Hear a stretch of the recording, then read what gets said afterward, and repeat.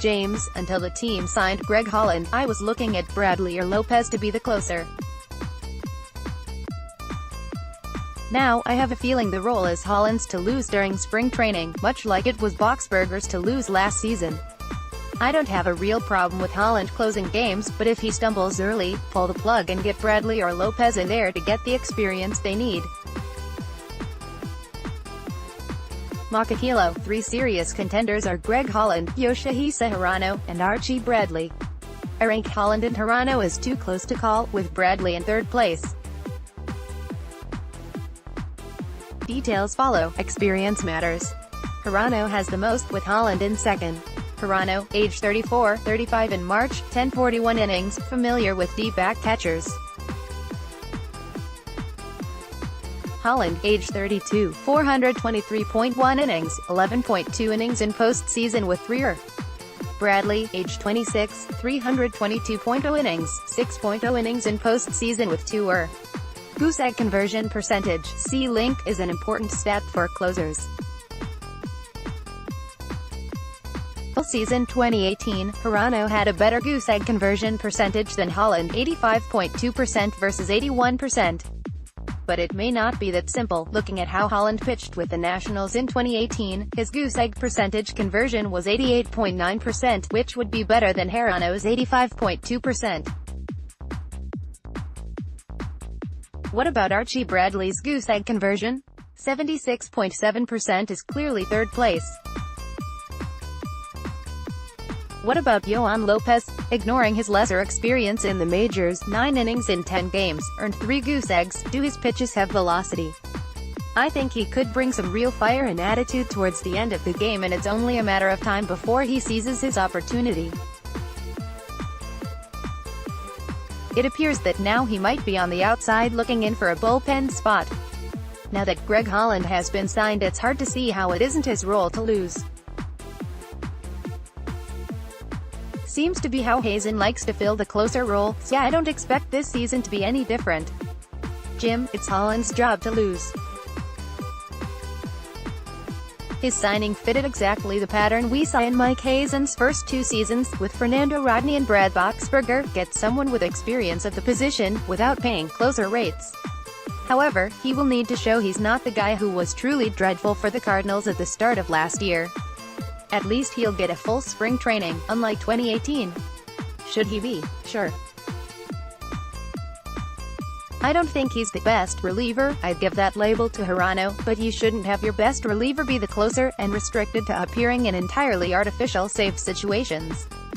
If he can perform more like Rodney rather than Boxberger, and I find myself amused to be writing that, given the traumas of the Fernando Rodney experience in 2017, we'll be fine with that.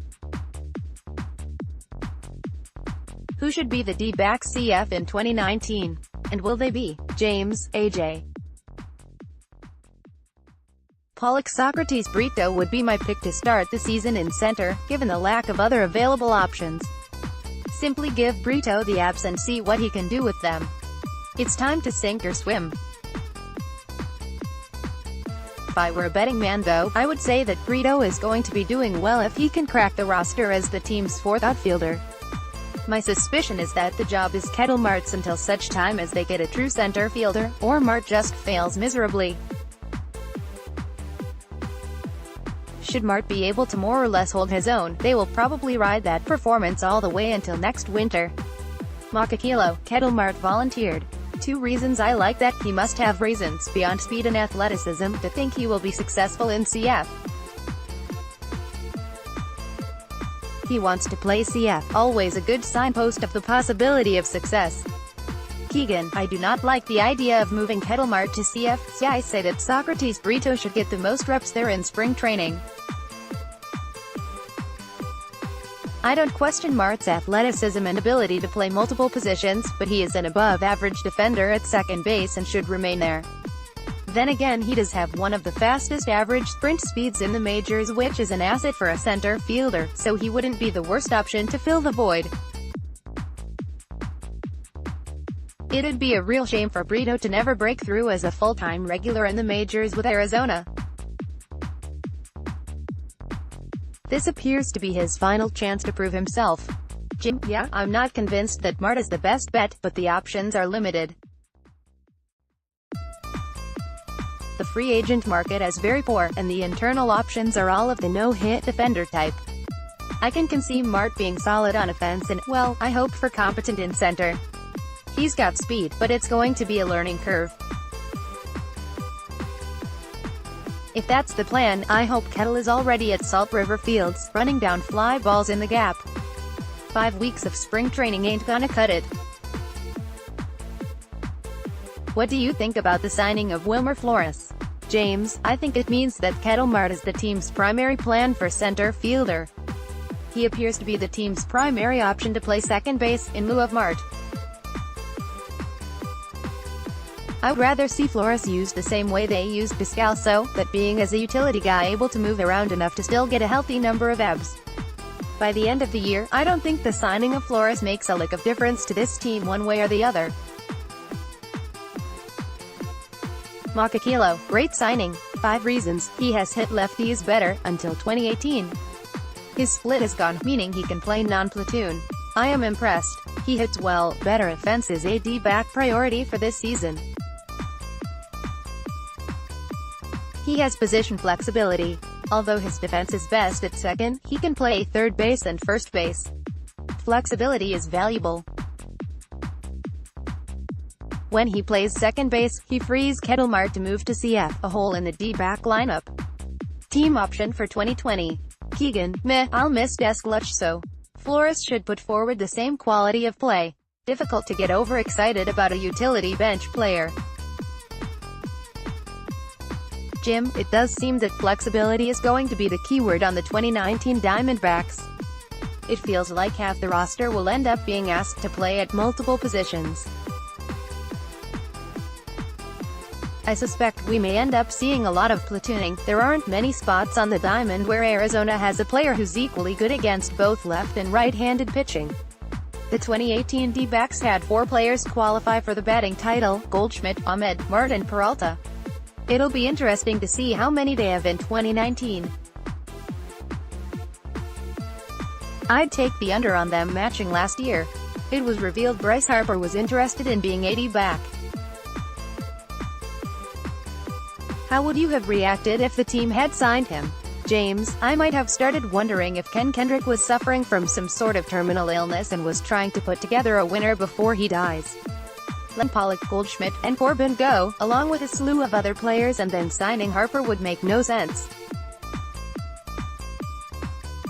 It sure would have been interesting to see him in Arizona for the next 5 or 6 seasons though. Anything beyond that might get messy in a hurry. Makakilo, Bryce Harper is a big market, crazy money type of signing. Bewildered would begin to describe my reaction. Then I would wait for the other shoe to drop. Who would be leaving the team? Keegan, confused and upset considering everything else that has transpired this offseason. I'm confused because the moves Hazen has made leads me to believe that he still thinks this team can compete. I don't agree and feel that the offseason has been half done once again. If you're going to trade away the face of the franchise, lose a significant arm in your rotation to free agency, and lose a solid regular when he's on the field, now would have been an opportune time to extract as much value as possible out of existing assets.